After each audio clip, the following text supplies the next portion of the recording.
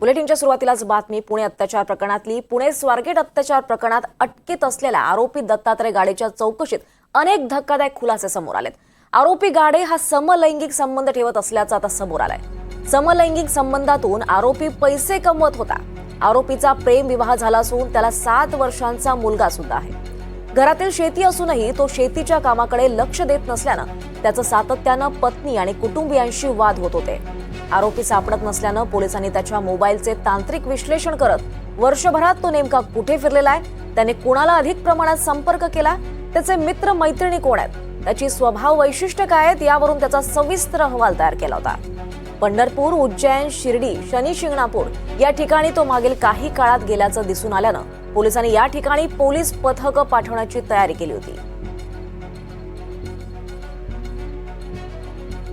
Finally ह्या ज्या अशा टाकून दिलेल्या गाड्या होत्या त्या हटवाव्या, त्याची सुबुद्धी एसटी महामंडळाला झाली। ती पण केव्हा की घटना घडल्यानंतर सुद्धा 2-3 दिवस ह्या अशाच पद्धतीनं गाड्या इथे पडलेल्या। 4 गाड्या होत्या, ह्या खाजगी गाड्या आहेत। हे एसटी महामंडळानं 50% स्वतःच्या आणि 50% ह्या खाजगी शिवशाही ज्या बस घेतल्या होत्या त्यातल्या ह्या 4 गाड्या, आता 2 तर गेल्या आणि हलवल्यात इथे सकाळपासून, आणि 2 आता त्या हलवण्याची प्रक्रिया सुरू आहे। ह्यापैकीच काही गाड्यामध्ये वेगळ्या प्रकारचे अनैतिक व्यवहार होत आहेत असं मनसेच्या काही मंडळींनी आधी सुरुवातीला लक्षात आणून दिलं होतं। हो ललितराव इकडे जरा, आधी लक्षात आणून दिलं होतं आणि त्या घटनेनंतर म्हणजे मनसेच्या कार्यकर्त्यांनी लाईव्ह केल्यानंतर मग वसंत मोरे यांनी पण ते लाईव्ह केलं आणि 4 गाड्या तरीही अशाच पडलेल्या होत्या। हे काल NDTVने दाखवल्यानंतर मग आज सगळं सुरू झालंय।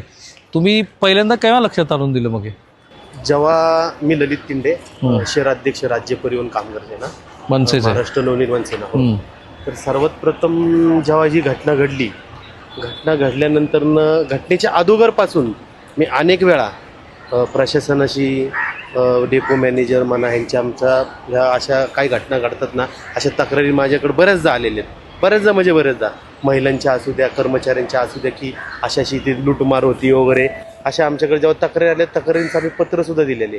कधी दिलं तुम्ही पत्र? एक 2-3 वेळा पत्र दिलेले आम्ही। तुम्ही? हो, 2-3 महिने। अशा कशा काय हटल्या नाहीत गाड्या? नाही, लक्षच दिलेलं नाही ना। लक्ष न देण्यामागे आर्थिक कारण असतील? हो, आर्थिकच कारण ना, कारण की इथं अनेक प्रकार असे घडतात।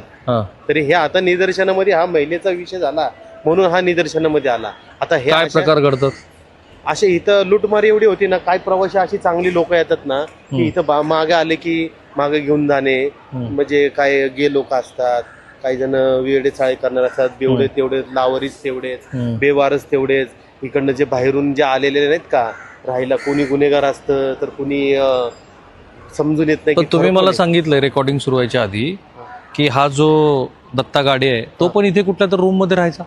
बघा, मला अशी एका रिक्षावाल्याकडनं आता म्हणजे थोड्याच दिवस आम्ही ही जी माहिती घेतोय ना मी, की तो ते बाथरूम आहे बघा, कुठे हे जे बाथरूम आहे त्या बाथरूमामध्ये तो राहिला होता।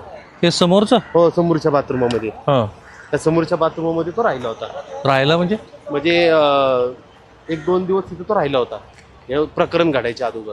आज रुपाली चाकणकर ज्या राज्य महिला आयोगाच्या अध्यक्ष आहेत आणि पुणे जिल्हाधिकारी कार्यालयामध्ये बैठका झाल्यानंतर ह्या सगळ्या गाड्या हटवायच्या राज्यभरात निर्णय त्यांनी घेतलाय, त्याचाही आपण आढावा घेणार आहोत। कॅमेरामन निकेतन मानेसह मी राहुल कुलकर्णी, NDTV मराठी, पुणे।